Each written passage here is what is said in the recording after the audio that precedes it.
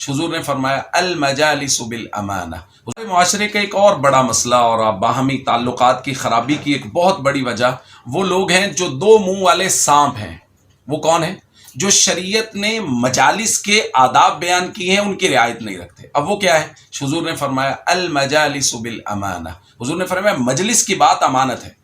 कुछ लोग मजलिस में बैठते ही इसलिए हैं कि यहां की बात सुन के वहां नकल करनी है, वहां की बात सुन के यहां नकल करनी है, और फिर अच्छी बात नकल नहीं करनी। मजलिस में 10 बातें हुई, 9 बातें किसी की मोहब्बत में, प्यार में, उसके हक में हुई, एक बात कहीं उसके खिलाफ थोड़ी बहुत हो गई, तो वो जो खिलाफ हुई है वो वहां जाके नकल करेंगे ताकि लड़ाई और झगड़ा आपस में, ये शैतान का किरदार है जो अदा करते हैं। और वहां की गलत बात उठा के यहां नकल कर दी, दिल में एक दूसरे के खिलाफ बुग़्ज़ और कीना भड़का और बाद में लड़ाई शुरू हो गई।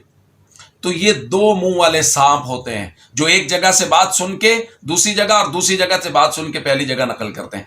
एक तो ये लोग बुरा कर रहे हैं और दूसरा हम बुरा कर रहे हैं कि बगैर तहकीक के उसकी बात सुन भी ली और मान भी ली। किसी मुझे बड़े मोतबर आदमी ने बताया, कमाल का मोतबर आदमी है जो वहां की सुन के यहां नकल कर रहा है और यहां की सुन के वहां नकल कर रहा है।